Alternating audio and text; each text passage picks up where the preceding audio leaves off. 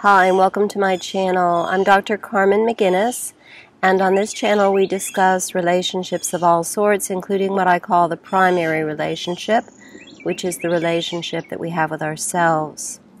So today I'm going to share with you my topic is rethinking depression.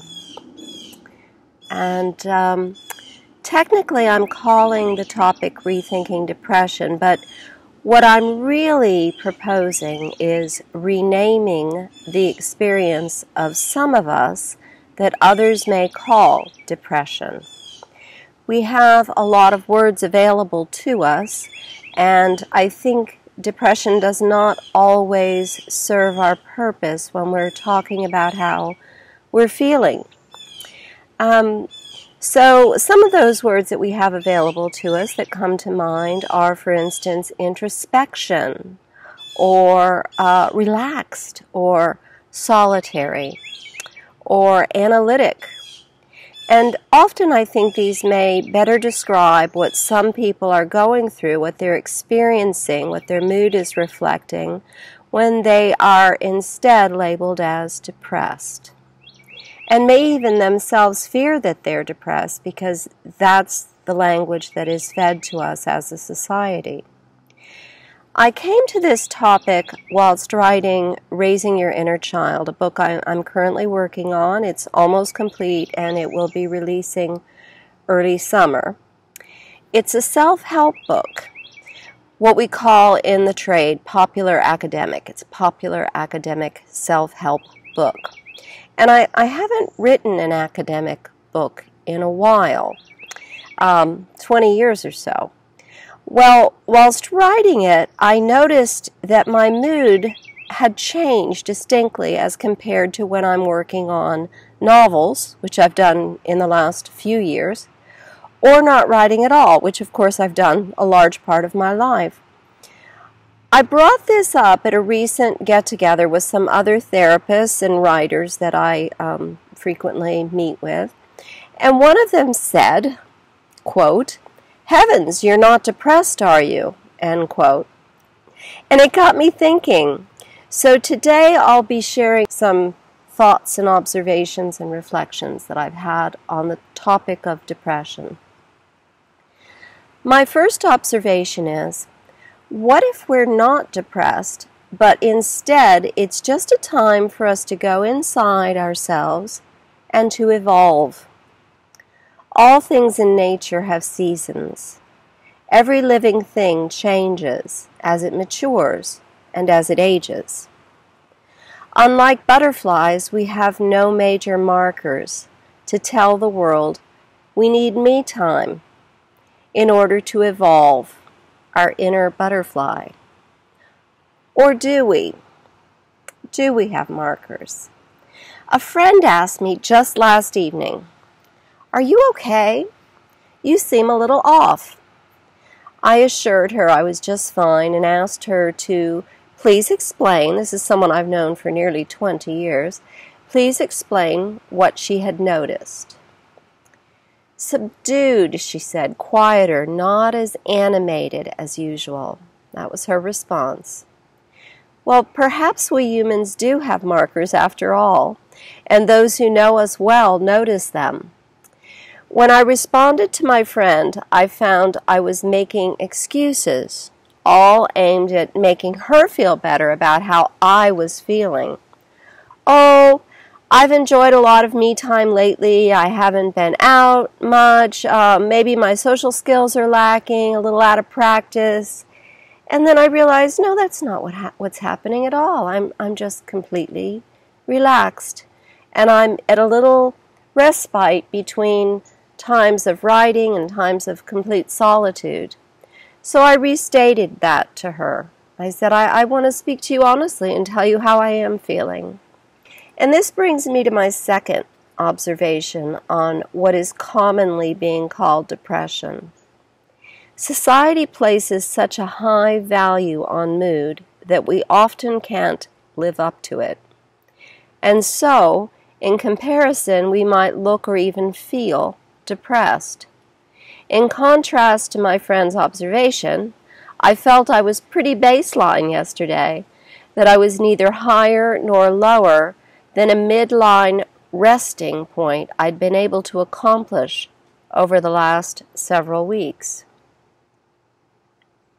And it felt good. I'm not going to lie. That midline resting point felt good. I even refrained from smiling at everyone I saw, just to see what it would be like to keep my joy inside rather than giving it all away all the time. Instead, I noticed who was smiling at me, who was initiating a smile, and then I would smile back, of course. But somehow society expects more from us, and really more isn't even the accurate word, because in my recently relaxed and often solitary state, I felt I was experiencing more of me. Now, my third point isn't a judgment or even an opinion. It's merely an observation regarding some of the discussion among those who study and treat depression. It has been said by some that depression is a choice. Again, this is not an opinion or a judgment in any way, but it has been said. In fact, I believe there's a book by that very title. I believe the author's last name is Curtis. It's a book that's been around, since maybe 2000 or so. Again, I'm not judging or stating opinion here or agreeing with that author, but in behavioral terms, it is possible to become depressed as a result of a behavior set. We call this behavioral momentum in my field. So we might say that what is being called depression is really, maybe, a series of choices. If we run with this idea for a moment, just as an exercise, it might be interesting to explore what some of those choices might be. And, of course, I thought of a few. And I invite you to think of more and feel quite welcome to post them here.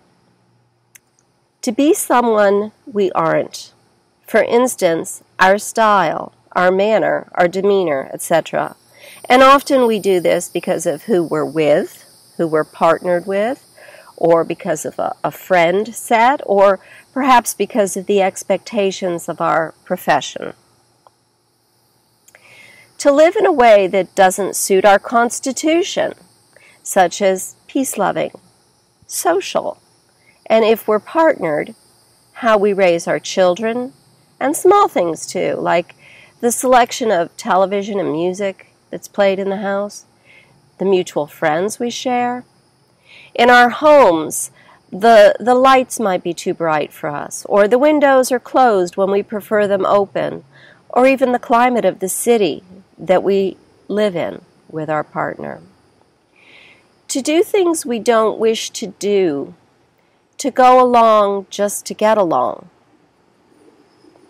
To ignore or avoid rather than engage with the bad things that are happening or have happened in our life. To sweep things under the carpet.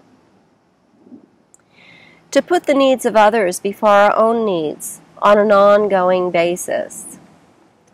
To not feel loved, nurtured, cared for, or protected by those in positions that would typically do just that, such as parents, friends, our romantic partners, our co-workers and employers. To sit instead of to move, to walk instead of cycle, to ride the bus instead of drive. To eat or drink or smoke or associate with those that we know are self-harming. And here's a big one. To feel we have no meaningful purpose. So in closing today, a reminder, nothing I've said here today is a judgment. I do know and understand well that people have much to be depressed about these days. And I'm not even talking about all of that, but rather of that subtle feeling of being slightly off. And that just might be a call to you, from you. Is it a time for you to go inside and evolve like the butterfly? Is it that society places such a value on mood that you're afraid to feel anything other than fabulous? Or could it be that the choices you make are not really your own, and it's time to start living your own life? Just some food for thought here. And I'm not suggesting that you stop smiling at people in the grocery store or caring for your aging mother. Just some food for thought. I hope the rest of your day is wonderful. Peace, love, and light, and a modicum of solitude to us all. Happy Sunday.